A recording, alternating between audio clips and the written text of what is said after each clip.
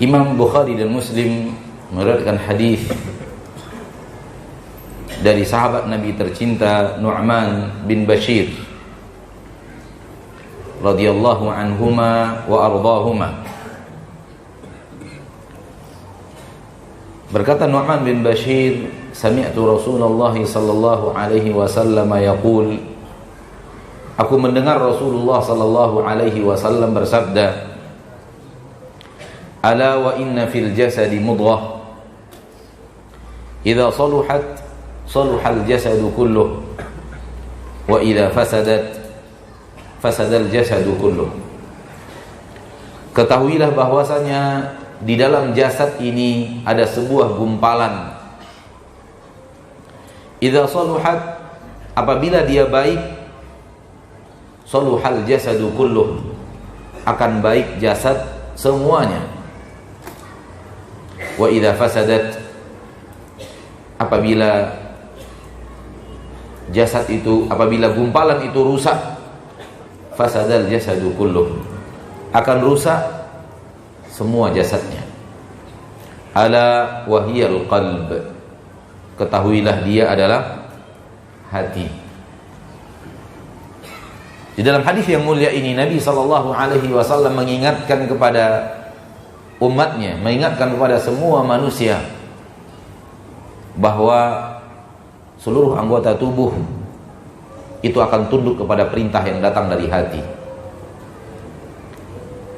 Sehingga ketika hatinya baik, maka anggota tubuhnya akan mengikuti aturan dan perintah dari hati yang baik itu.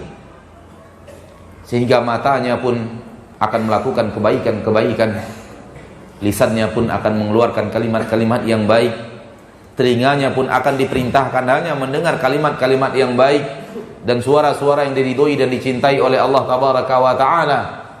Kaki dan tangannya pun akan melangkah ke tempat yang diridhoi dan dicintai oleh Allah tabaraka wa taala. Tangannya pun hanya bergerak untuk hal yang diridhoi dan dicintai oleh Allah subhanahu wa taala, karena semua itu perintah dari hatinya yang baik. Namun sebaliknya, kalau hati itu berpenyakit dan rusak, maka dia akan perintahkan mata untuk melakukan hal-hal yang di dalamnya ada maksiat. Dia akan perintahkan telinga untuk mendengarkan kalimat-kalimat dan tenang di atas kalimat-kalimat yang dia dengarkan, yang dia tahu itu tidak diridhoi dan tidak dicintai oleh Allah subhanahu wa ta'ala. Kemudian lisannya pun akan mengeluarkan kata-kata yang buruk dan busuk, karena datang dari perintah hati yang buruk dan busuk itu. Kaki dan tangannya pun akan bergerak ke jalan yang tidak diridhoi dan dicintai oleh Allah tabaraka wa ta'ala, karena semua itu datang dari hati. Pertanyaan berikutnya kepada kita, kalau kita ingin serius memperbaiki diri kita, lalu pertanyakan sejauh mana kita telah membenahi hati kita. Di dalam hadis yang sahih riwayat Imam Muslim dari Abu Hurairah radhiyallahu taala anhu wa ardahu, Nabi sallallahu alaihi wasallam mengatakan, innallaha la yanzuru ila suwarikum wala ila amwalikum walakin yanzuru ila qulubikum wa a'malikum. Sesungguhnya Allah tabaraka wa taala Rabbul Izzati wal Jalalah tidak akan melihat kepada bentuk rupa kalian, tampan enggak tampan, bukan itu yang jadi patokan Allah tabaraka wa taala untuk Allah lihat dari hambanya. Wala ila amwalikum, Allah juga tidak melihat kepada harta kalian, miskin tidak miskin, bukan sesuatu yang dilihat dan dipandang oleh Allah tabaraka wa taala dari setiap hamba. Walakin, akan tetapi yanzuru ila qulubikum, Allah melihat kepada hati kalian, apakah itu hati yang baik atau tidak. Wa a'malikum, dan kemudian Allah akan melihat kepada amalan-amalan kalian. Sebagian orang menganggap perbaikan hati hanya sampai kepada hati, tidak berefek kepada amalan anggota badan, dan ini batil. Karena amalan anggota badan tidak melakukannya kecuali perintah dari hati. Ketika mata kita masih melihat hal yang diharamkan Allah tabaraka wa ta'ala, itu pertanda hati kita sedang sakit, hati kita busuk. Sehingga dia perintahkan mata untuk melihat hal yang diharamkan Allah Subhanahu wa ta'ala. Ketika lisan kita masih membicarakan hal yang kita tahu itu tidak diridhoi dan dicintai oleh Allah, ghibah, namimah, dusta, dan yang lainnya, maka ini menunjukkan hati kita yang masih kotor, hati yang masih tidak bersih. Karena dia yang telah memerintahkan lisan untuk membicarakannya, dan tidaklah lisan itu kecuali juru bicara dari hati setiap manusia. Dan ketika hati itu masih mencintai syahwat, maka dia akan perintahkan telinga untuk mendengarkan sesuatu yang dia senangi dengan syahwatnya. Ma'asyiral muslimin, ma'asyiral muslimat, hal yang salah dan keliru orang yang berbuat maksiat dengan amalannya, lalu kemudian dinasihati dan dikatakan kepada yang tinggalkan amalan itu, dia katakan yang penting hati bersih. Amal yang telah berbuat maksiat menunjukkan hati yang kotor. Maksiat yang tidak ditinggalkan itu menunjukkan hati yang tidak mau patuh dan taat kepada perintah dan larangan Allah, dan ini menunjukkan hati yang sakit, hati yang kotor yang harus dibenahi. Kita tidak berbicara manusia, mari kita berbicara diri kita sendiri. Mari kita introspeksi diri kita sendiri. Sejauh mana kita telah mengontrol hati kita untuk memiliki sifat-sifat yang dicintai oleh Allah di hati itu? Sejauh mana kita memperhatikan hati kita untuk kita perbaiki dan kita benahi, untuk kita cabut daripadanya kecintaan-kecintaan kepada syahwat, kecintaan-kecintaan kepada hal yang tidak dicintai dan diridhoi oleh Allah Tabaraka wa ta'ala Rabbul Izzati wal Jalalah. Hai manusia, dirimu yang sebenarnya adalah hatimu. Seandainya dia baik, maka akan baik seluruh anggota tubuhmu. Seandainya dia buruk dan busuk, dia akan perintahkan hal yang buruk dan busuk kepada amalan-amalan yang ada di anggota tubuhmu yang lainnya. Abu Hurairah mengatakan, al-qalbu malikun wal a'dha'u junuduh, fa in tabal malik tabat junuduh, wa in khabuthal malik khabuthat junuduh. Sesungguhnya hati adalah raja, dan anggota tubuh yang lainnya adalah tentara dan pasukannya. Apabila raja itu baik, maka akan baik tentara-tentara dan pasukan-pasukannya. Wa in khabuthal malik, sebaliknya, ketika raja itu jahat, khabuthat junuduh, akan buruk dan jahat juga pasukan-pasukan dan tentara-tentaranya.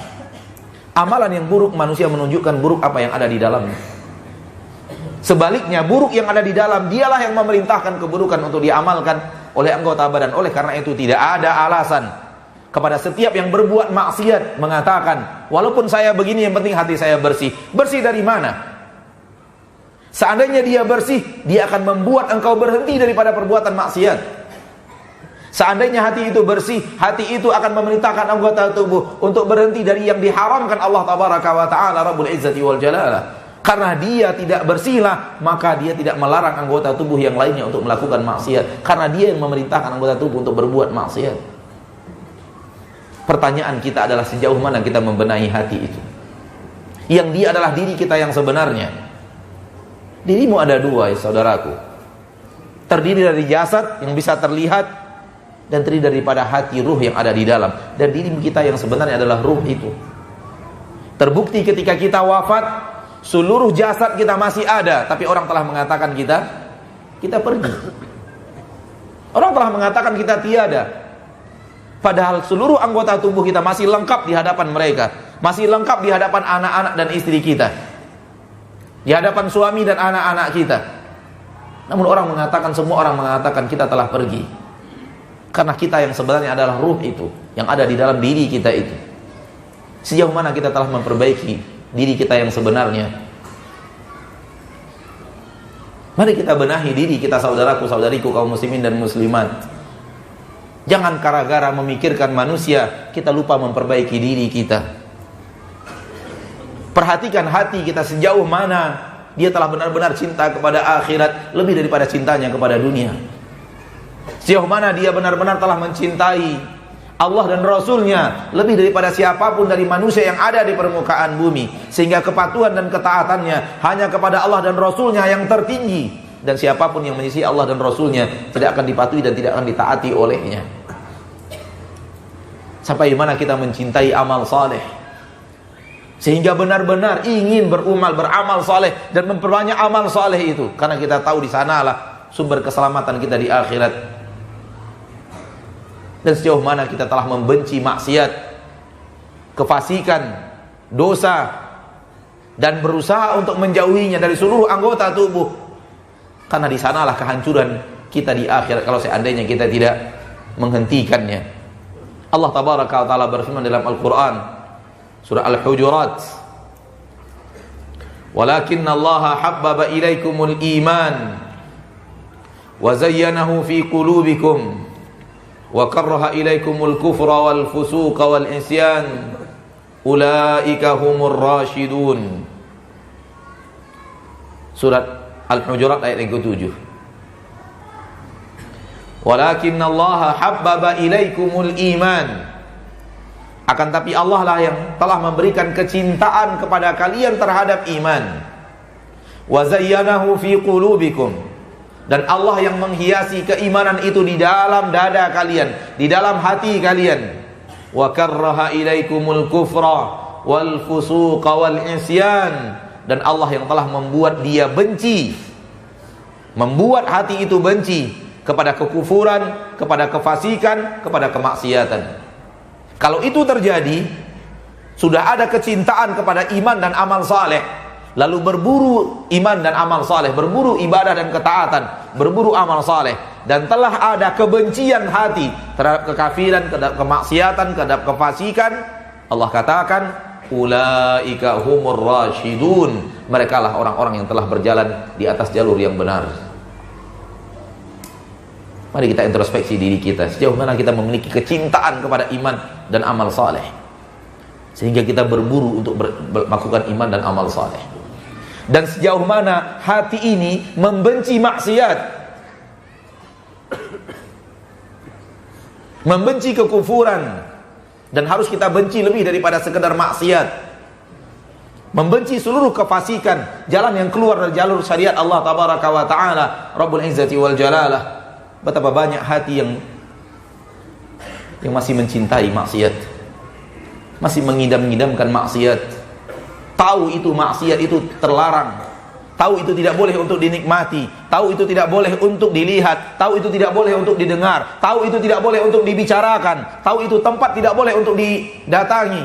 Akan tetapi kecintaan hati kepadanya membuat mata tetap menatap, membuat lisan tetap membicarakan, membuat telinga tetap mendengarkan.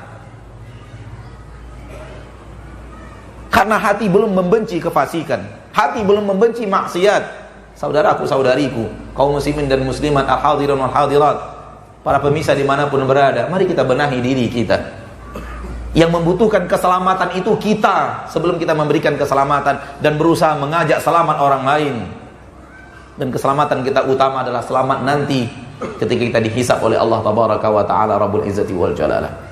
Tahukah kita apa yang membuat penduduk mahsyar sibuk dengan dirinya masing-masing?